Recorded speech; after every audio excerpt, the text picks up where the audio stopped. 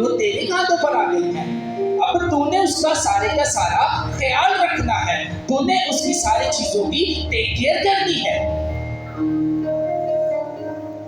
ये नहीं कहा गया कि तू माँ बाप से अलग हो जाएगा, नहीं नहीं नहीं, ऐसा नहीं, बल्कि माँ बाप के साथ रहते हुए अब प्योरिटी तुझे इस रिश्ते को भी देनी है।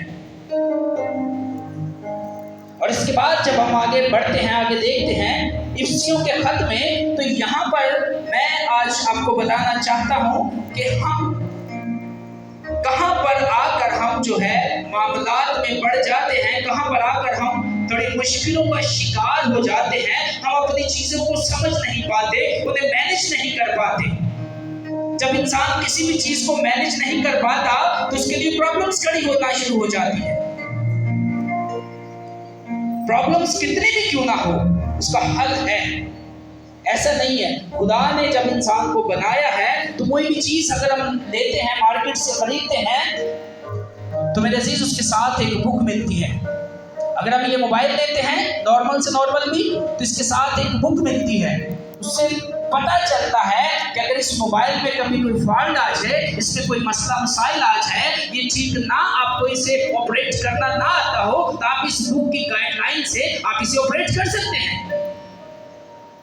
लेकिन ये बात हमारे हृदयों में आती ही नहीं। हम इस बात को समझ नहीं पाते कि बाइबल मुकद्दस जो खुदा ने हमें दी है, ये ऐसे ही नहीं दी। इसमें हमारी जिंदगी की तमाम तर बातें लिखी हुई हैं। हमें मालूम होता है कि हमें क्या खाना है, क्या पहनना है, किस तरह हमें चलना है, किस तरह हमें अपनी समाजी जिंदगी में आगे बढ़ना है, किस तरह हमें गुलामों के साथ रहना है, किस तरह हमें अपने नौकरों के साथ रहना है, किस तरह हमें अपने मालिकों के ताबे रहना है। सारी बातें बाइबल मुकद्दस में रकम है।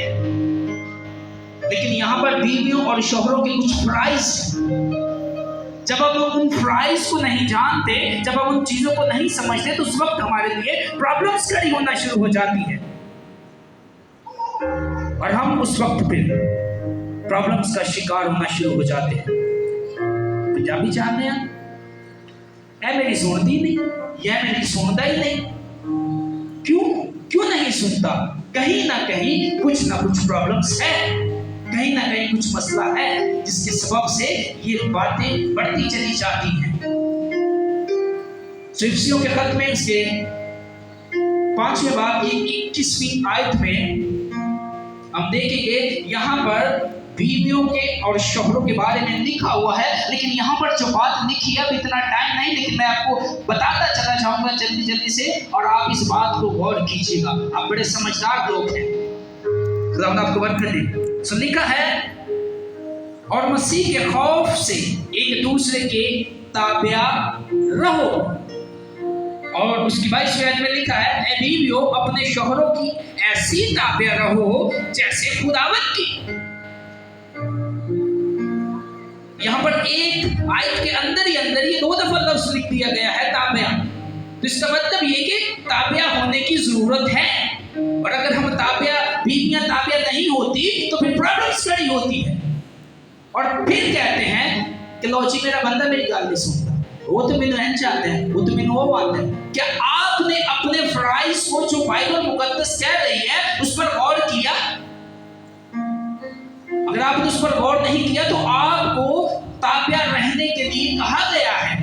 और ताबिया मतलब ये नहीं कि उसके ऊपर हुकूमत जताई जाए, ऐसा नहीं, बल्कि जो कुछ शोहर कह रहा है उस बात को उसके साथ अंडरस्टैंड किया जाए, समझा जाए बात को। किसी वक्त में कोई चीज हो सकती है, किसी वक्त में नहीं हो सकती।